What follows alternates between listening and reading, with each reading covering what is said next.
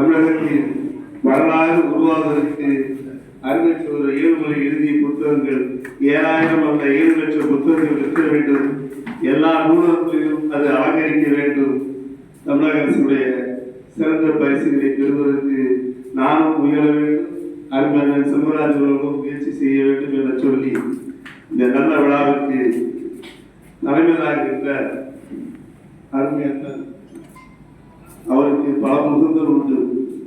பேராசிரியர் ஒரு முகம் உண்டு, கல்லூரி முதல்வர் ஒரு முகம் உண்டு, சிறந்த திராவிட இயக்கத்துடைய தோன்றுதல் என்ற ஒரு முகம் உண்டு, அருமை அண்ணன் பொன்முடியுடைய தோழர் என்ற ஒரு முகம் உண்டு, அருமை அண்ணன் திருமாவளவனுடைய சகோதரர் என்ற ஒரு முகம் உண்டு, தகவல் உரிமையை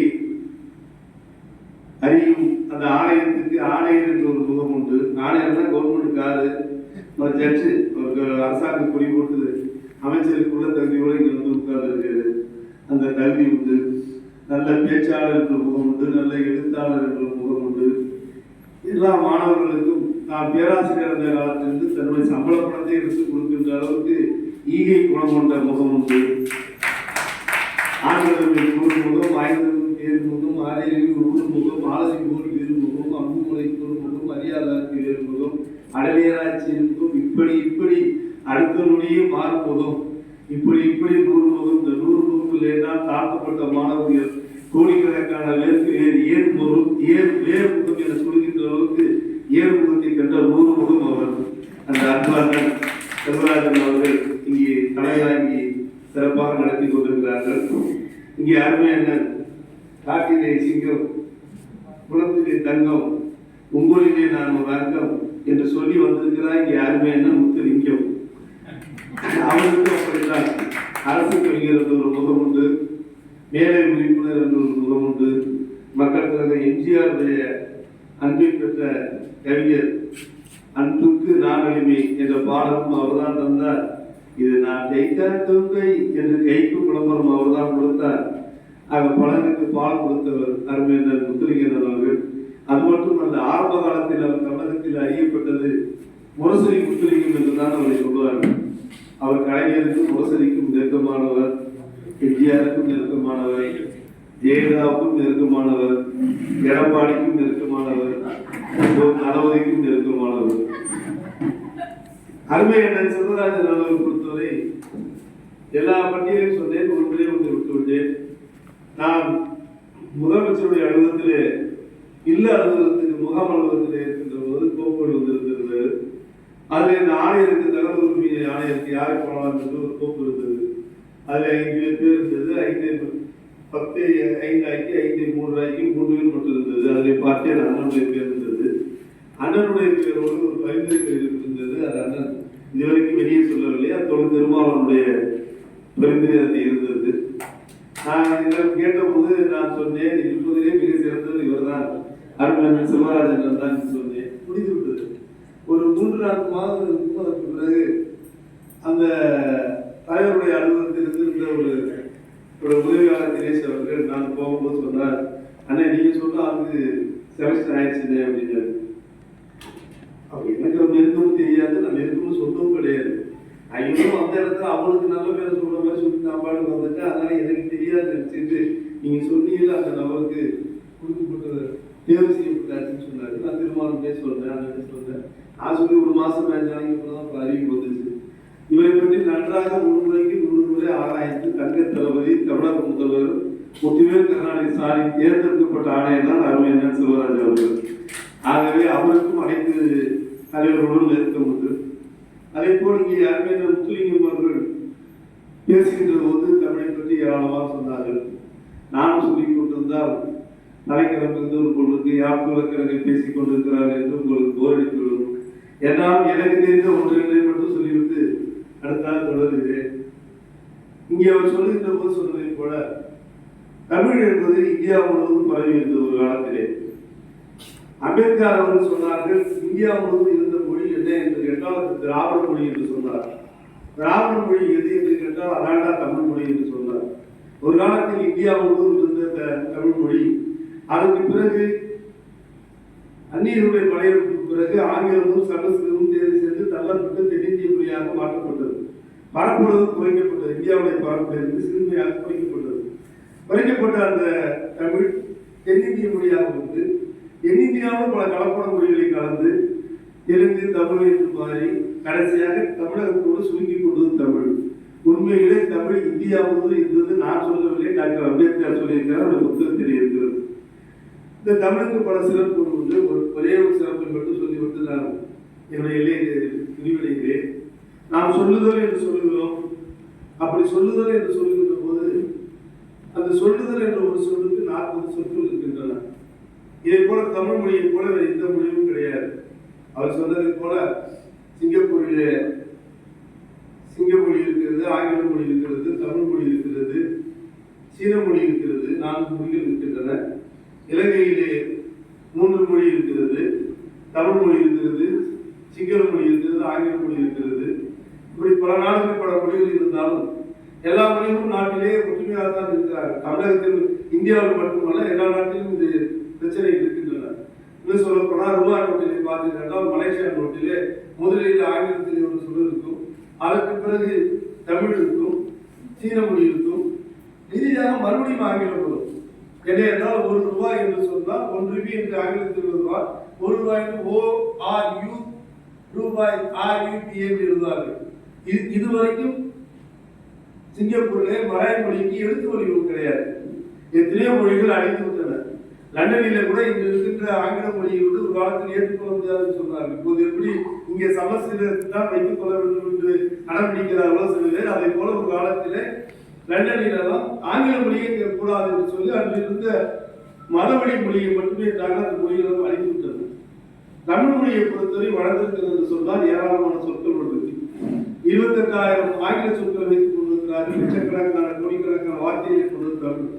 சொல்லுதல் என்று சொல்லுதல் என்று சொன்னால் அந்த சொல்லுதல் என்று ஒரு சொல்லுக்கு அசைத்தல், இசைத்தல், அரைத்தல், உரைதல், உரைத்தல், உணர்தல், ஓதல், எண்ணுதல், கரைத்தல், கலந்தல், கலந்தல், திரட்டுதல், தெளித்தல், குழம்புதல், கூறுதல், செப்புதல், சாற்றுதல், நவிதல், விழுதல், நொடித்தல், பண்ணுதல், பேசுதல், புலம்புதல், மொழிதல், மாறுதல், விடுதல், வியந்தல், உண்தல், ஆறுதல், பகத்தல், புகழ்தல், பாடுதல் என 40 சொற்கள் உள்ளது.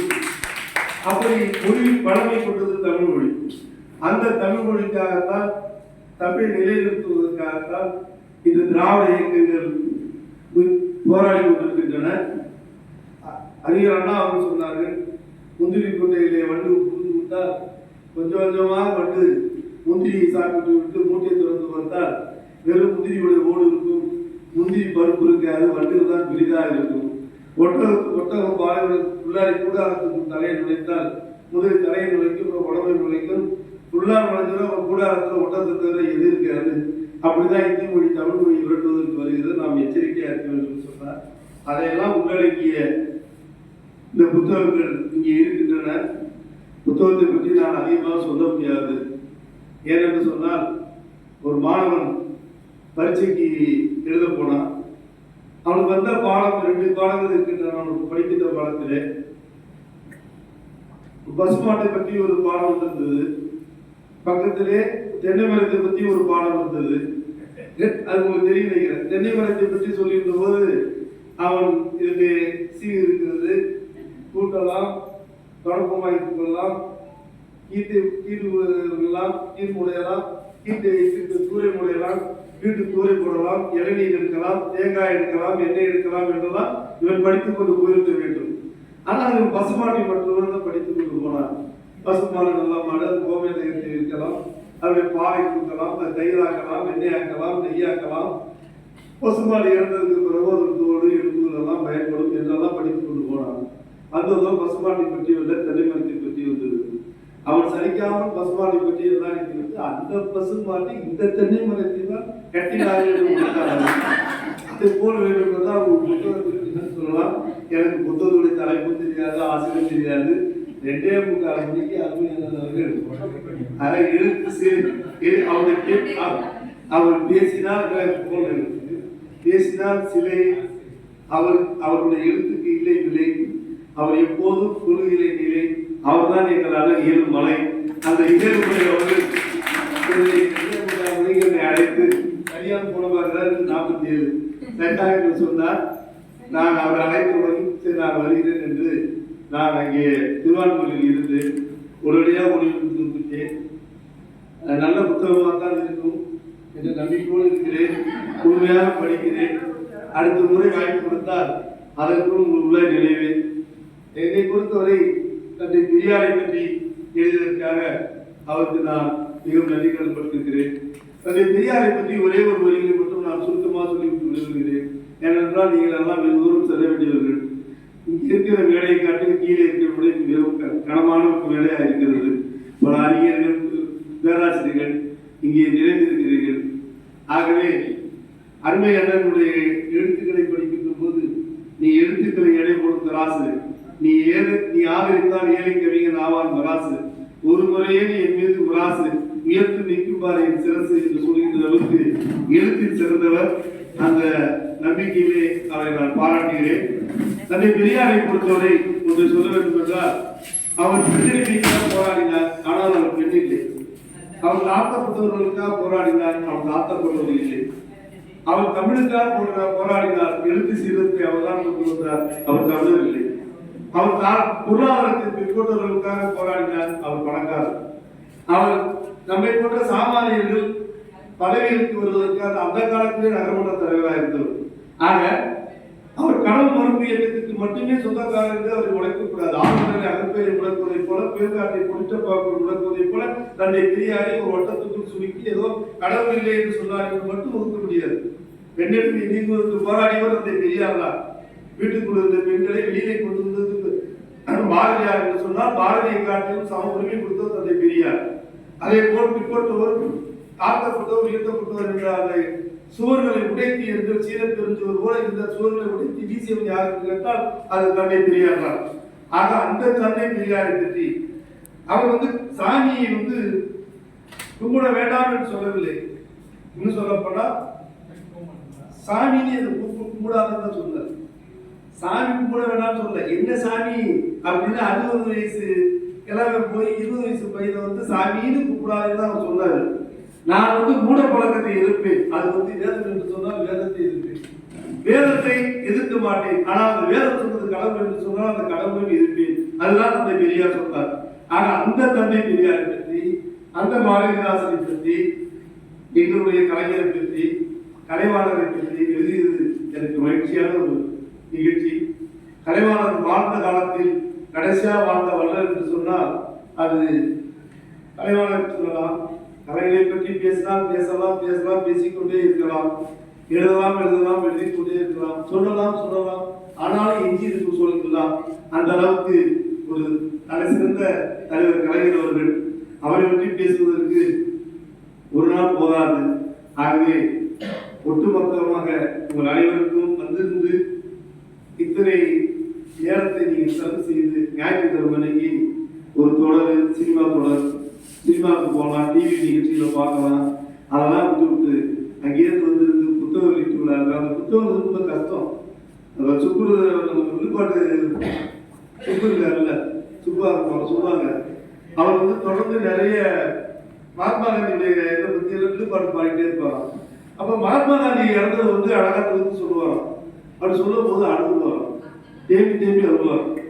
ஒருத்தர் கேட்டானா, எத்தனை தடவை இந்த விழுப்பாட்டு பாடுறீங்க, எவ்வளவு தடவைலாம் மகாத்மா காந்தி செஞ்சுட்டு இருக்காரு விழுப்பாட்டுல, அது எப்படிங்க உங்களுக்கு அழகு திருப்பி வருதுன்னு கேட்டாரா?